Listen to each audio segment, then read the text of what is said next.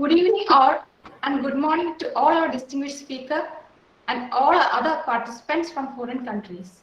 A hearty welcome to all to the second Raman Electronic webinar series, the Virtual International Conference, ROSE 2021, organized by Department of Optoelectronics, University of Kerala, Trivandrum, India. Today is the birthday of the great scientist, Sir C.V. Raman, the first Indian to win the Nobel of Science. This is the most apt day for the beginning of our scientific gathering, ROSE 2021. Today, we have Professor Govind P. Agrawal from University of Rochester, United States as an eminent speaker for the inaugural webinar. Firstly, I welcome our head of the department, Professor S.Sankararaman sir, for the welcome address. Thank you.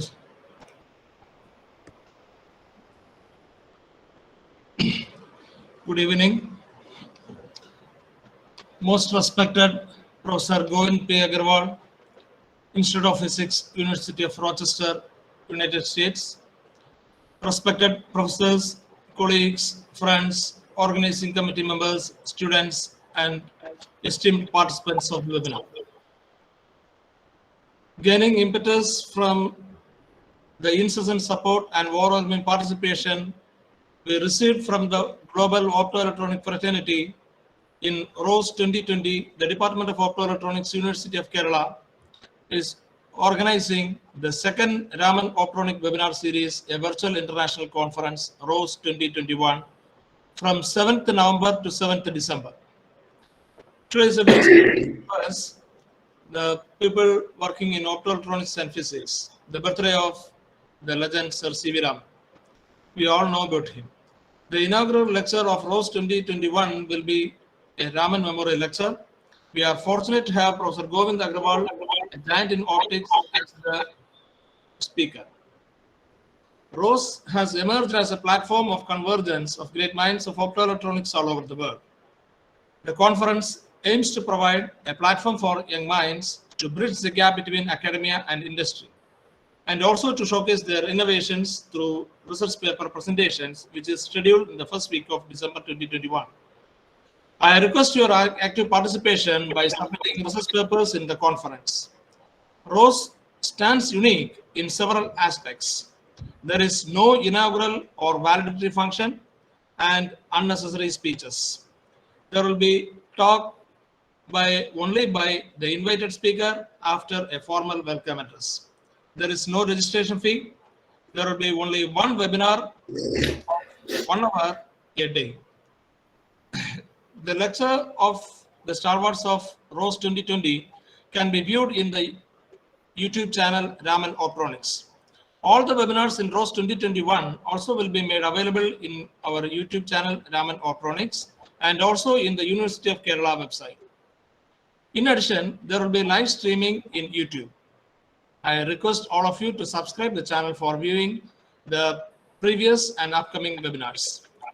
I am happy to inform you that we are receiving wide acceptance to ROSE. This is evident from the overwhelming registration from different countries and various states in India. Now there are more than 900 registrations to ROSE 2021. Those who haven't registered are requested to complete the registration form through the link given in the chat box for getting the update of future webinars and reminders. It is indeed a matter of pride to introduce our department in this context as its head. The Department of Optoelectronics was established in 1995 with a focus on research in the field of photonics, optoelectronics, and optical communication. Today, it has emerged as a center of excellence, making significant contributions in various fields of photonics. The department offers MPhil, MTech, and PhD programs. Today, we are fortunate to have Professor Govind P. Agrawal, an outstanding researcher and an excellent teacher, with us as the speaker. Department is thankful to you, sir, for accepting our invitation to the webinar. On behalf of the Department of Optoelectronics, I welcome Professor Govind P. Agrawal to ROSE 2021. I express our sincere thanks to all the participants and request your active participation.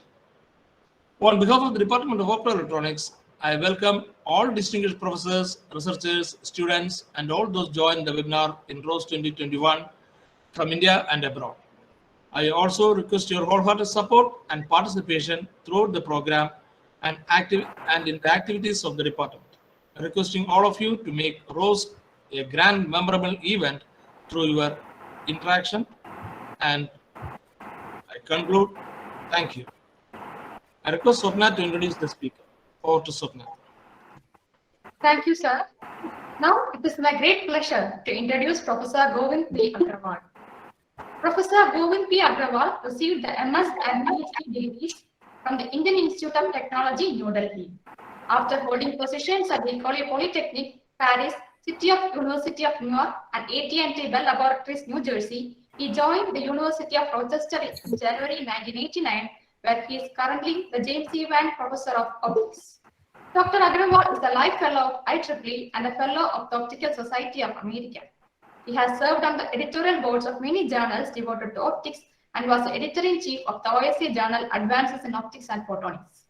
He chaired the OSA Publication Council in 2009 and 2010 and was also on the OSA Board of Directors during that period. Professor Agrawal received the IEEE Photonics Society's prestigious Quantum Electronics Award in 2012, Max Born Award of the Optical Society, and Quantum Electronics Prize of the European Physics Society in 2019. Dr. Agrawal's research interests covered several areas of optics, including nonlinear photonics, fiber optics, lasers, quantum optics, silicon photonics, and optical communications. He has authored 8 books, several of which are used worldwide for teaching and graduate education. His book on fiber optic communication systems is a standard graduate textbook in many universities worldwide for training telecommunication engineers. His book on nonlinear fiber optics appears among the top 10 cited books in the physics at Google. Agrawal has also published more than 450 research papers in many internationally reputed scientific journals. On behalf of our department, I welcome you, sir, to this webinar.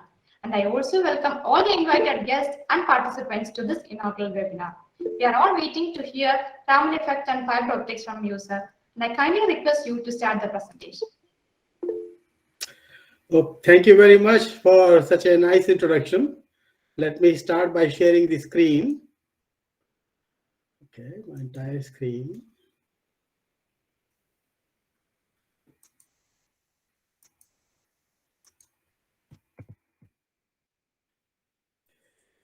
All right, let me start by, first of all, thanking Prof.S.Sankararaman for inviting me at the occasion of the birthday of Sir C.V. Raman to give this talk. I am very honored, and I want to pay my homage to C.V. Raman first. He was, as was mentioned, the first Indian to get the Nobel Prize in 1928. And I will say a few things later on during my talk about him. So this is just an outline of my talk, what I want to talk about today. Hope I can cover all the topics. I think I should be able to cover it. All right, so let's begin by, first of all, again, mentioning that today is the birthday of Sir C.V. Raman. He was born 131 years ago.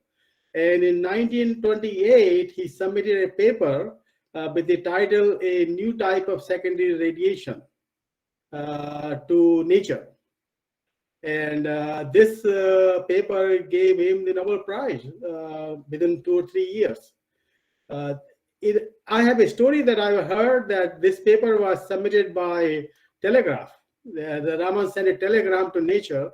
I don't know whether that is true or not. So I went to check this paper at Nature, and I discovered that this is less than 1 page long. It's only a half page long, if you want, kind of paper, and it basically has 2 paragraphs.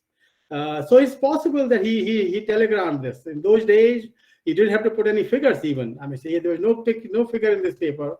However, the paper was really amazing. So what was this paper about? The paper was about what we call now the Raman effect. Then where the light comes in and hits a molecule, so this could be a molecular gas or a liquid. I think he did work with liquids mostly.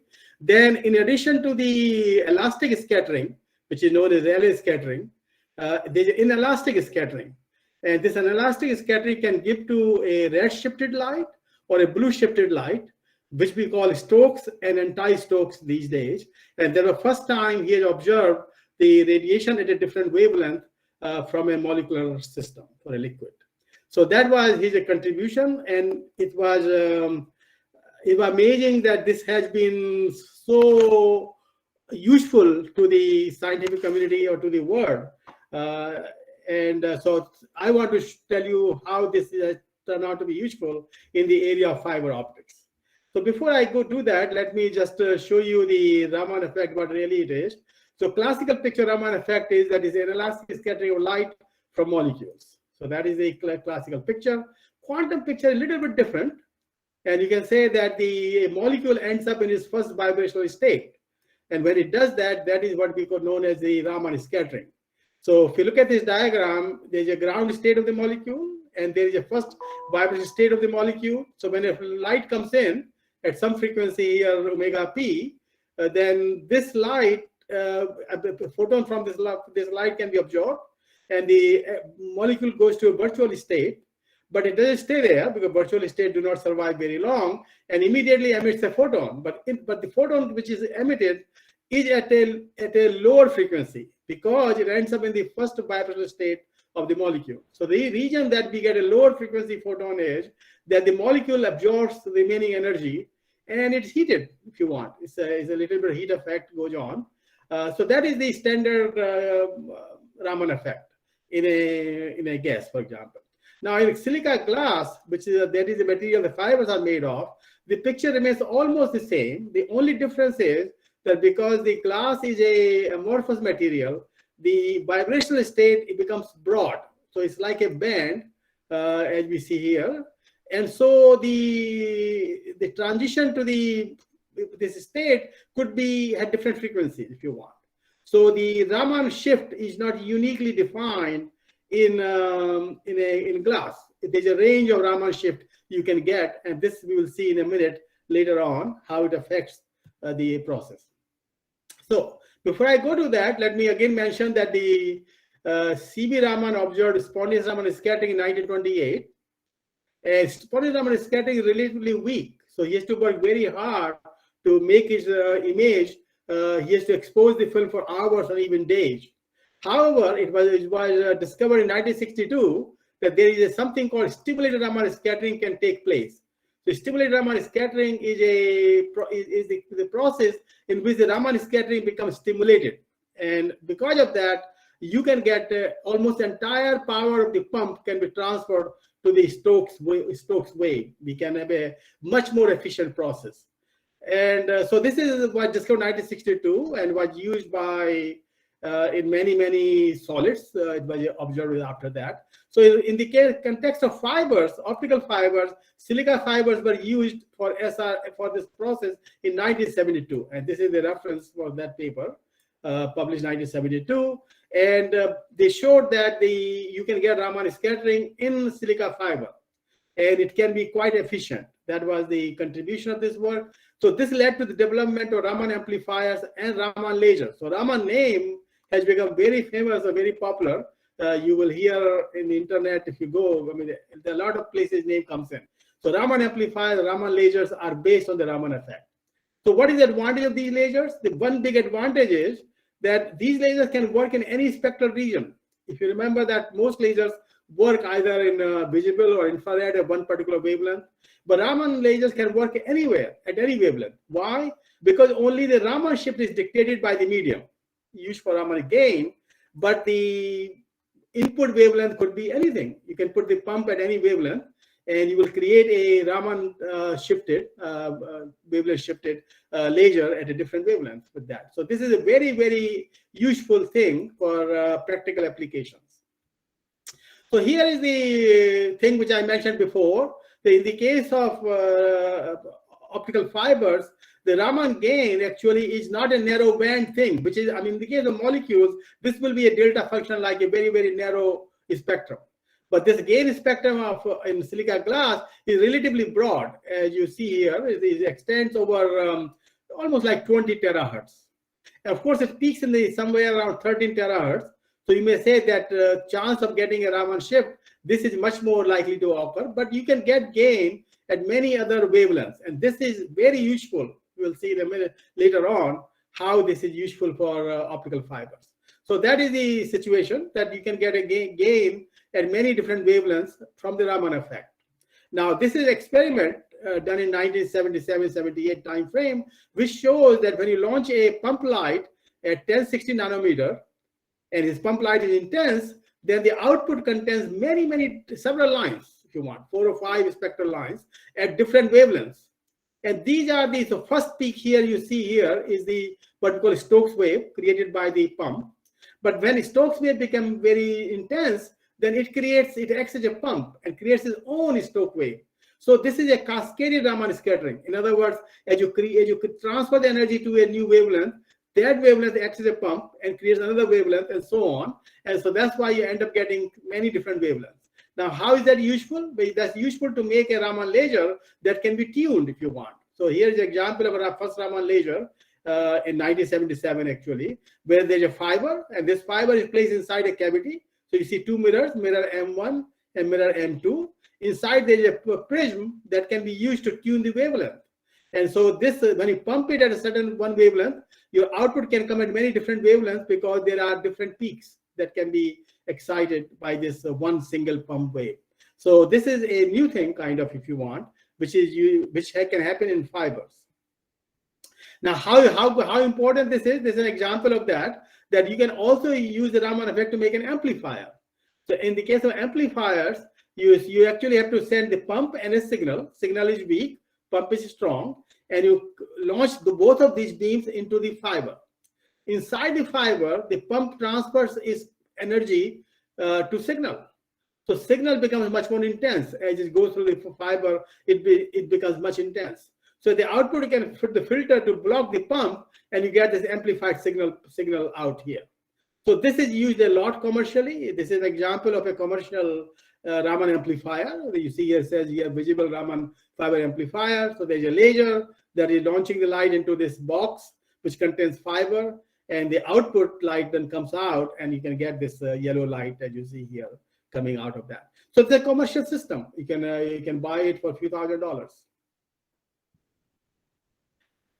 Now, in the case of telecom, there is another important application of this Raman effect, and that's for taking compensating losses in fiber, in transmission fiber. So as you know, in optical communication, the data can be transmitted over hundreds of kilometers, and of course, over that distance, you lose a lot of power. So the question is, how do you amplify the signal? So you can have two ways. You can use a what we call a erbium broad fiber amplifier. But a better example is to just use the transmission fiber for Raman gain. In other words, you don't need another amplifier. Use the same fiber that carries the data as a Raman medium, and just pump it in the forward and backward direction if you want. In any direction, you can pump it. And this pump will amplify the signal inside the fiber itself. And this is shown at the bottom here. If you don't have any pump power, then the signal is losing power, as you see here. It comes down, exponentially loses power. If you pump on the backward direction, the signal initially loses power, but then it comes back up. And on the other hand, if you pump it both forward and backward, then it never actually goes down. It just keeps up high as such. So you can actually, so this is actually something that is used in commercial systems, commercial telecom systems. So again, you can see the Raman has made its impact on a telecommunication, which we are using now for internet. So what he discovered is very, very useful in that sense. All right. So with this introduction, let me now move to ask ourselves what happens if we use a short optical pulse as a pump. In other words, rather than launching a continuous wave or intense wave which is on all the time, I'm sending a short pulse, and I want to have a Raman scattering from this short pulse. What will happen? But what will happen, of course, is that you need to worry about several dispersive and nonlinear effects within the fiber. They must be included. There are many other nonlinear effects that can take place in the fiber. You must include that. So if you want to solve this problem, turns out you have to solve two coupled nonlinear Schrodinger equation. Nonlinear equation and these equations are shown here. So this is the pump equation, the first one on the top. So what do we have here? We have the dispersion term, which tells you how the pump pulse will be broadened, will be modified by the dispersion. And then I have three nonlinear terms. And the first nonlinear term here, this one here is what we call self-phase modulation. And this is known as the cross-phase modulation over here. But the last term is the Raman term. This is the most important term for us. What this is doing is taking energy from the Raman and transferring that to the Stokes. So there's a minus sign here. Your pump is low, energy lost, but the Stokes pulse energy will be amplifying. Now in practice, you have nothing. You launch nothing. You don't have to launch anything AS, and this Stokes wave can build from noise if you want. So that is what we will see in a minute. Now there's another effect to worry about when you use short pulses, and that has to do with the fact that the speed of the light is not the same for the pump wave and the Stokes wave. They are different in wavelength, hence their speeds are different. So there is speed mismatch or group velocity mismatch, which comes from this term. So D is known as differential group delay, defined like that. And because of that, what will happen is that as soon as the Stokes pulse is created, it will start walk away from the pump pulse. And now you can see the two pulses are separated in time, they cannot interact. So the Raman process will stop once they separate out. So dispersion can have a very negative effect because the Raman pulse will stop growing as it walks away from the pump pulse. So this is one of the message we get from here. So let's look at the computer simulation, numerical simulation for that. So this is showing you how the pump pulse is going in the fiber. And as you see, it is shifting away a little bit. And then if you look at the Stokes pulse is initially very weak, you don't see it. And then it builds up because energy is coming from the pump pulse. It builds up and then it stops building up. You can see it as saturated over here.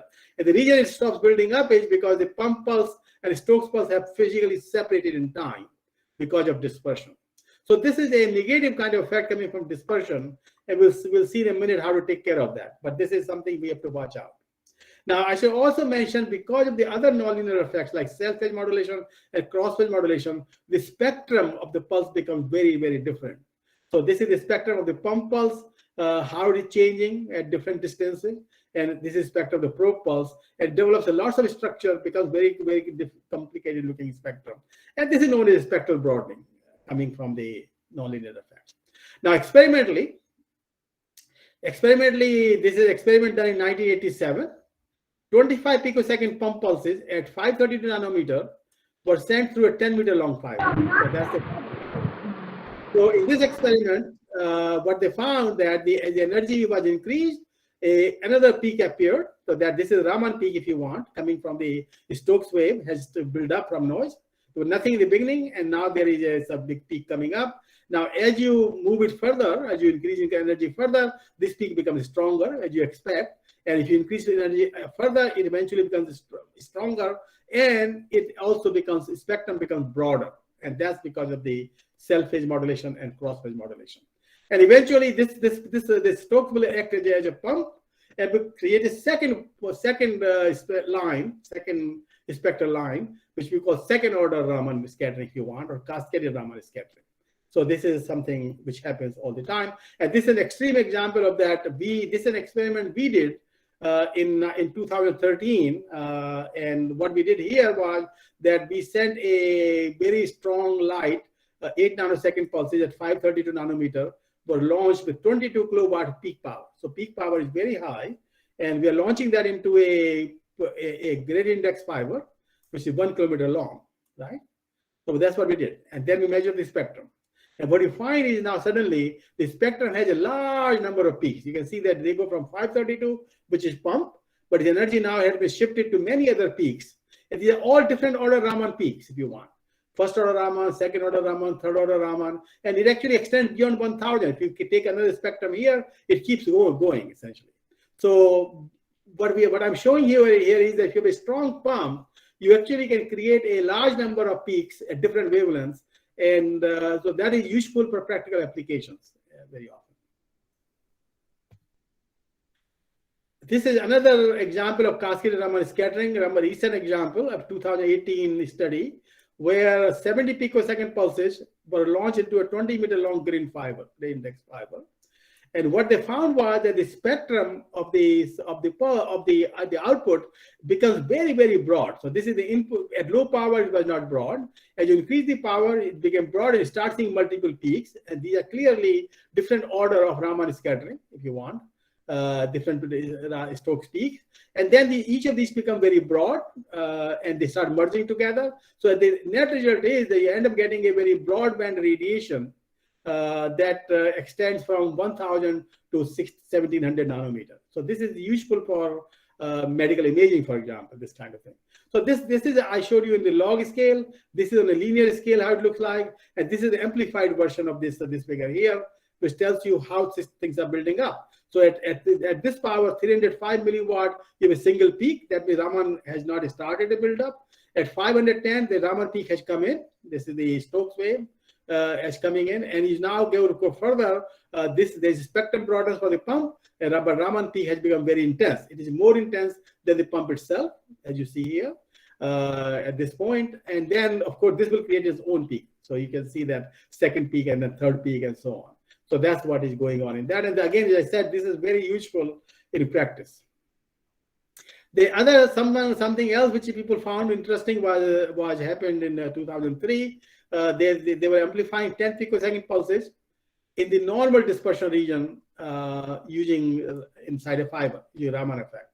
What they found was that the pulse acquired a parabolic shape, whose width does not depend on the shape of the input pulse. In other words, it doesn't matter what input pulse you launch, and the output pulse is always parabolic and is also increasing in size. As you increase the power, its width increases.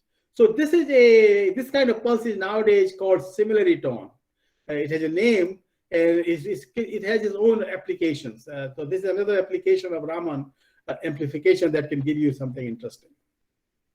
Now, if your dispersion is anomalous, then you can create a soliton. This is the effect on well-known optical fibers, that in the case of an anomalous dispersion, that means the dispersion parameter is negative.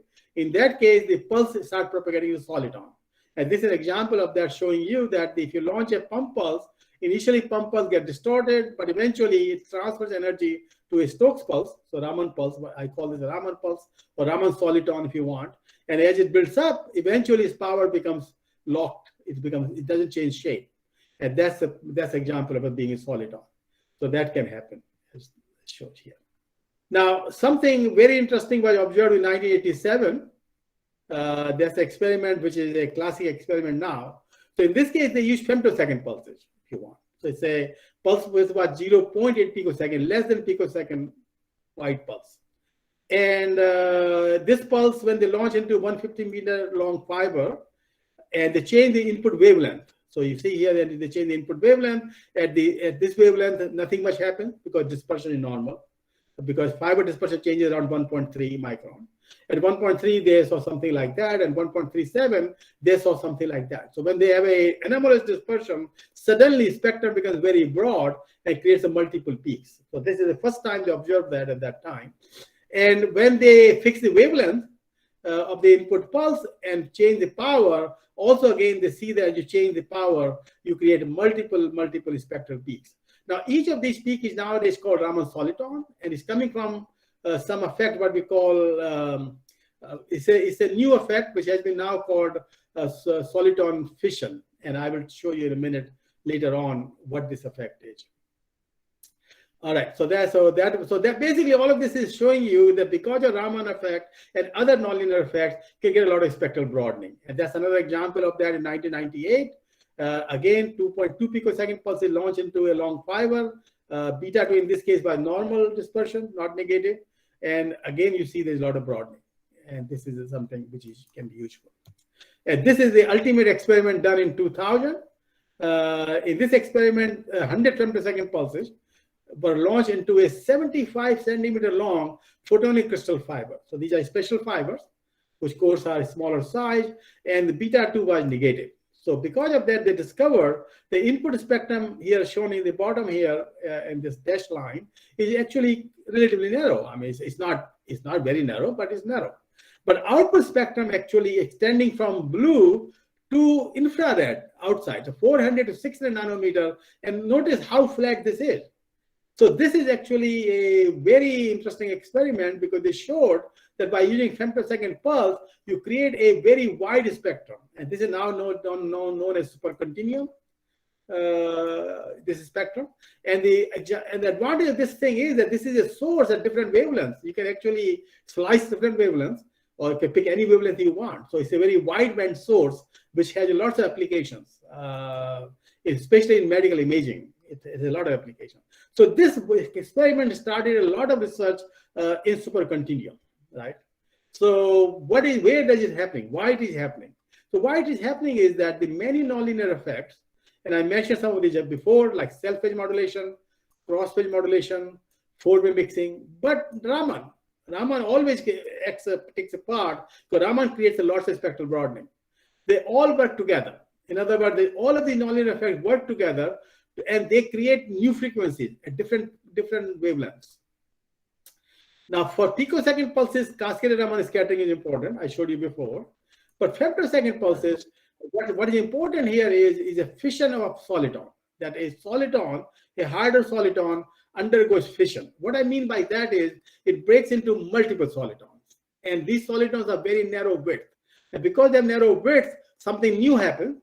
And this new effect is called Intrapulse Raman scattering. So this is actually, I have not mentioned before, Intrapulse Raman scattering. And I will focus on this effect in the next 10-15 minutes here. And it turns out this plays a big role nowadays, is very useful for many applications. So I will tell you what it is in a minute. Intrapulse Raman scattering shifts the spectrum of a short pulse continuously toward the red side without generating a Stokes pulse. So what is interesting here is, before I told you that a short pulse will create a different new pulse at a Stokes wavelength. That's a classical Raman effect, traditional Raman effect. But for very short pulses, that doesn't happen. You do not create a new pulse at a different wavelength, but the same pulse you send starts shifting in the spectrum towards the red side, towards the longer wavelength side, because of the Raman effect. So this is useful for tuning the wavelength of a Moore-Bloch laser. So this is many applications of this.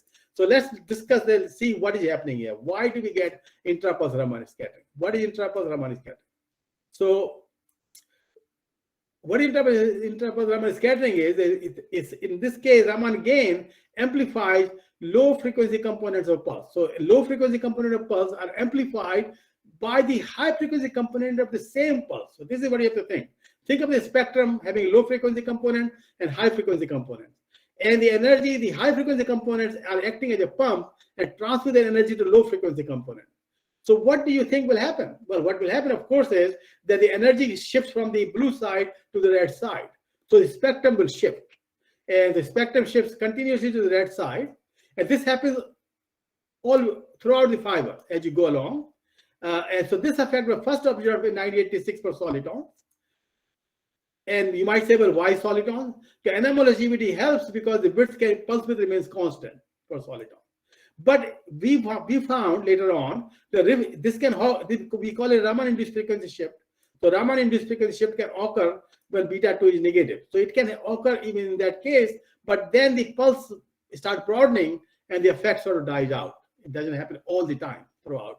But in the case of an anomalous dispersion, this effect builds up, and very large Raman-induced frequency shift can occur in photonic crystal fibers when the pulse forms a high order soliton.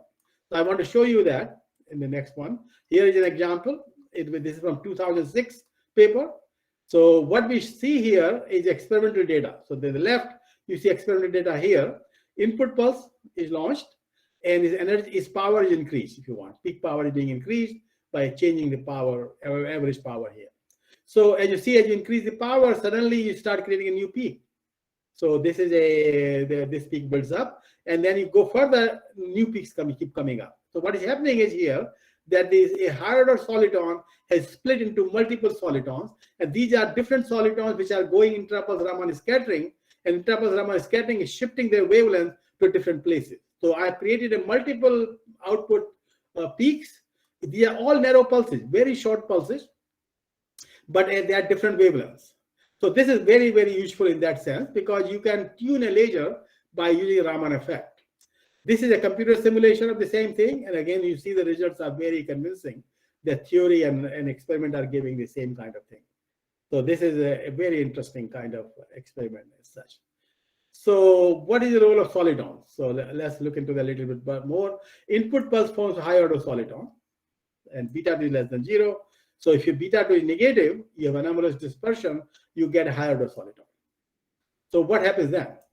But it turns out that high order solitons are not stable in optical fibers. And because of the other higher order effects, what we call third order dispersion, Raman, intrapulse Raman scattering, and other things, they break this soliton into several fundamental solitons of different widths. So one soliton suddenly is split into, if you have a fifth order soliton, you split into 5 first order solitons. And these solitons are much narrower than the original soliton. And each of these solitons is affected by intrapulse Raman scattering. And so they expect a shift towards longer and longer wavelengths with co-propagation inside the fiber. Right? Turns out at the same time, each soliton also emit dispersive waves, and these dispersive waves go on the high frequency side of the input spectrum. So what is happening is you're creating a red shifted peaks through Raman effect, and then blue shifted peak through something else. It's sometimes called Cherenkov radiation on the blue side. So because of this, and because of the other effects like crosswind modulation and forward mixing, you get a supercontinuum at the output. So this is why we lead this create a big supercontinuum in this process. All right, so I think I already showed you some of the results before. I want to show you a couple more experiments here. So this is an experiment from 2006, and here I want to show you that how large shift you can get. So notice that we are launching 65 second pulse at 1040 nanometer into 10 meter long fiber. So it's not a very long fiber, 10 meter long fiber. And then as you increase the input power, the pulse spectrum shifts. So from 1040 to 1100 at different power, then become 1200 and 1300, 1400, 1500, 1600. In other words, your shift can be extremely large. So this is these are getting into the mid infrared if you want, as this is happening. So these are very, very. So what it's telling you is that I can have a laser in the lab and then use a piece of fiber, short piece of fiber, and then by changing the input power, I can change the output wavelength. So it allows to me in the lab to really have a source which is tunable and can go over a wide wavelength range, and that's very practical. And again, from the Raman effect. So somebody then in 2016 saw that this should also work in mid-infrared. Of course, it will work in mid-infrared. So what they did was they sent 5 infrared pulses at 1.55 micron, and they showed that these can be shifted to 2 micron using intrapulse Raman scattering. So this is an example shown here. In fact, 2 micron, and so first of all, they shifted to 2 micron and made a laser, if you want, at 2 micron. And then they launched two micron pulses into a 1.5 meter long fluoride fiber. So notice again, the fiber is not very long. It's not a silica fiber, it's a fluoride fiber, because silica fiber absorb in mid-infrared. This fiber does not absorb light in this region. So they are using a fluoride fiber. So very short fiber, and they are launching 2 micron radiation. And what do they observe? They observe that as they change the power, 2 micron can go to 3 micron, go to 4 micron, and 4.5 micron. So in other words, they can go again get any wavelength they want in the mid-infrared region by using the Raman effect. And simulations show the same kind of thing. So this seems to be very, very promising for applications. And again, Raman effect is playing the role into that. Now I thought that near the end, I thought I should show you a little bit of the math. I avoided mathematics as much as possible so far. So I want to show you how we can model these effects using computers, so numerical modeling. So the main thing here is the equation that we solve is known generalized nonlinear Schrodinger equation. Now it's funny that we call it Schrodinger equation because it actually comes from out of Maxwell's equation. And the reason is historic because the way the equation looks like at the end, it looks like a Schrodinger equation under some conditions. So people call it nonlinear Schrodinger equation. That is just the terminology. So what is this equation is? It actually contains everything you want to have. So I want to just let me show you here what it has. Let's highlight first of all this part. Let's highlight this part. So this part is the linear part. It tells you there's going to be loss in the fiber. So I include the loss, and there could be dispersion in the fiber.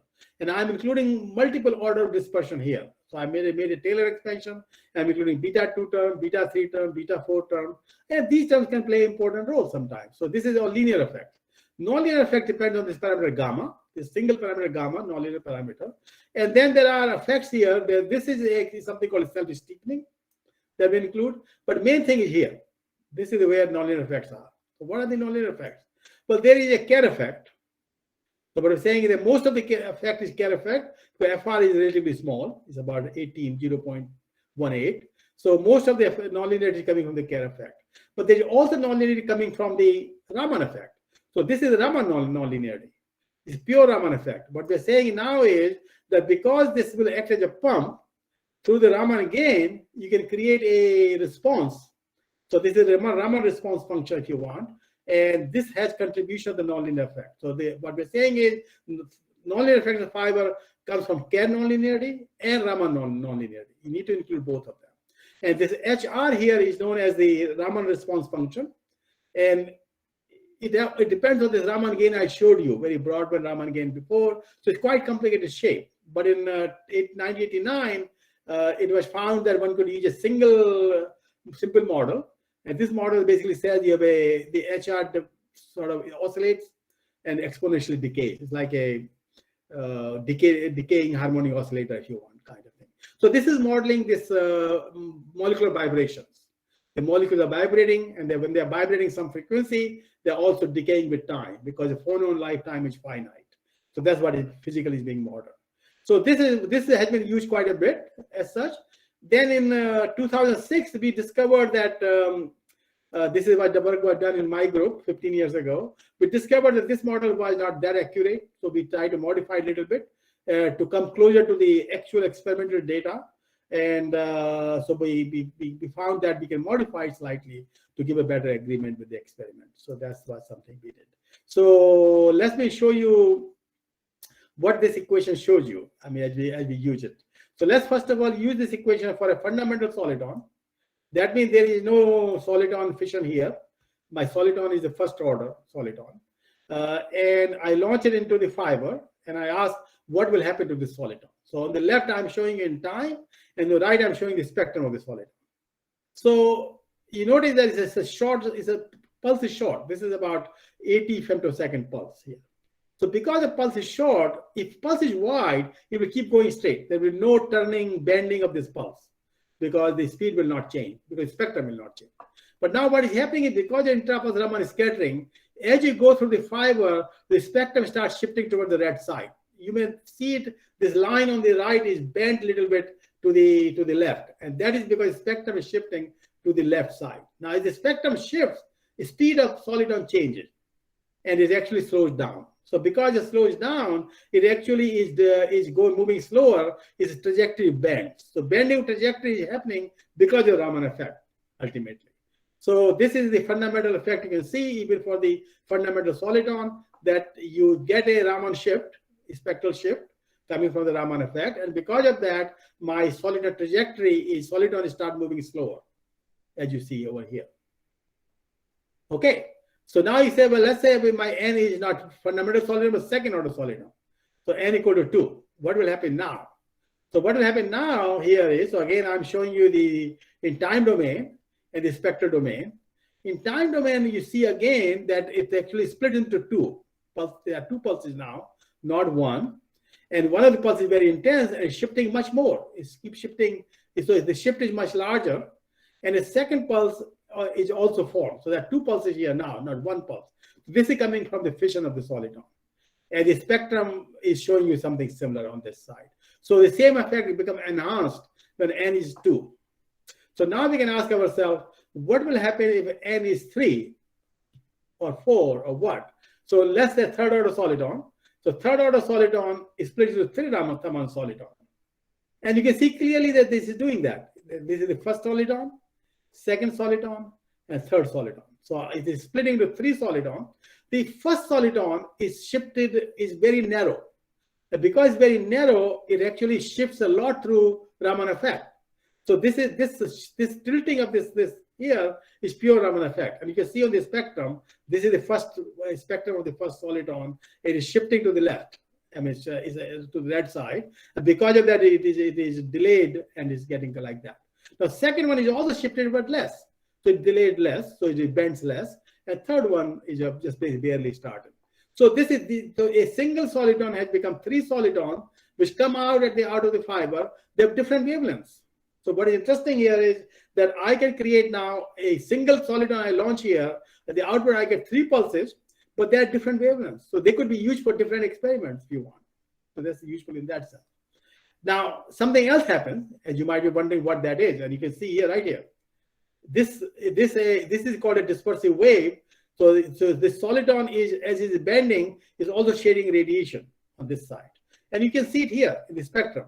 And suddenly a new peak is created on the right side.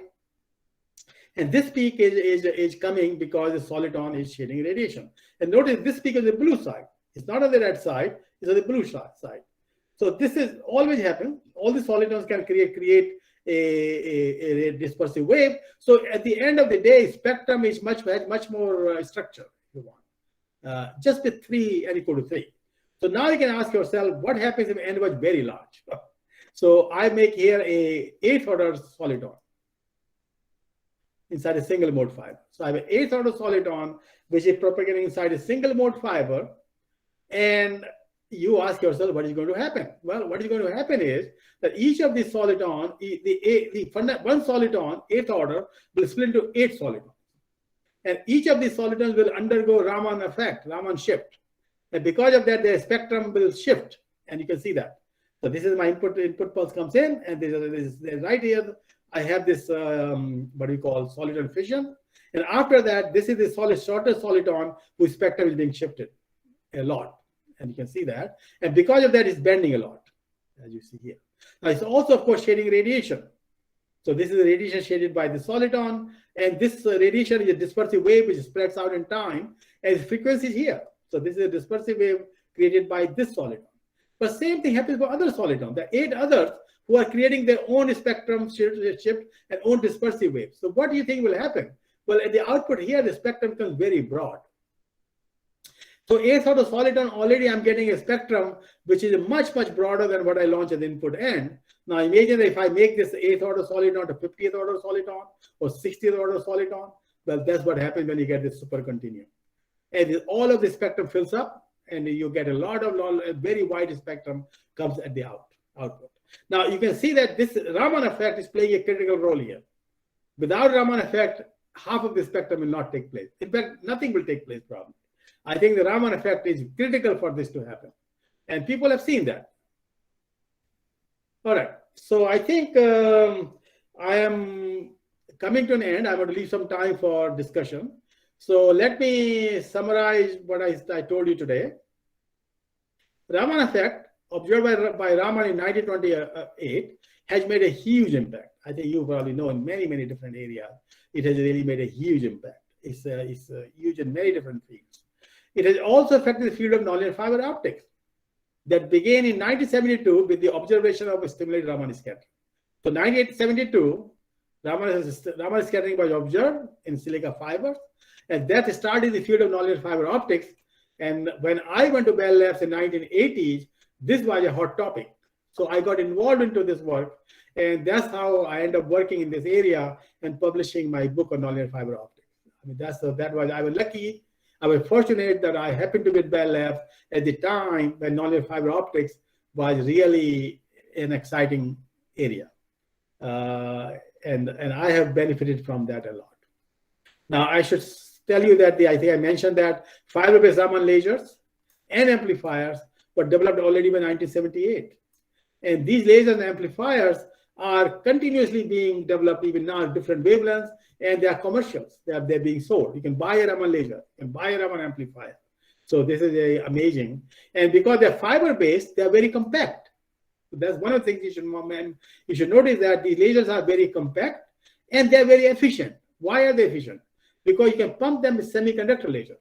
So fiber laser is pumped by semiconductor lasers, and there's a Raman effect to make it. So overall, you can get a very efficient laser developed in this fashion. Okay, so this is again a very important application of the Raman effect. Other thing I should mention is that by 2000, distributed Raman amplification was used for improving the performance of model telecom system. So in other words, Raman effect is an integral part of the telecom system nowadays. High performance telecom system use Raman effect within the ocean sometime to make sure that the signal remains strong. It doesn't become very weak. So in the ocean, you might have pump lasers that will inject pump light to make sure that the Raman gain will amplify the signal. So this is again very, very important contribution. Now I told you that Intrapulse Raman scattering was something people discovered in 1985. And this is an effect which happens for short pulses. And it happens because short pulses, you cannot get the traditional stimulated Raman scattering. You do not create new pulses at different wavelength. You shift the wavelength of the original pulse. That's a new effect. And this is nowadays is used to tune the wavelength of short pulse lasers. So it's very, very important effect from practical point of view. It's also useful for making supercontinuum sources, useful for medical imaging. I mentioned that this is an important application that you can make a supercontinuum source, which can have a very broad bandwidth, and that is very useful for medical imaging. So all kind of medical imaging application make use of these sources. And then I think that my last comment here is more applications are likely to emerge in the future. I think Raman is still very hot topic. A lot of people work in this area. It is used in spectroscopy, you know that, to identify the molecules of different kind. Because each molecule has a special Raman shift, which is unique to the molecule. So hence you can either use the Raman scattering or Raman spectroscopy for identifying different molecules.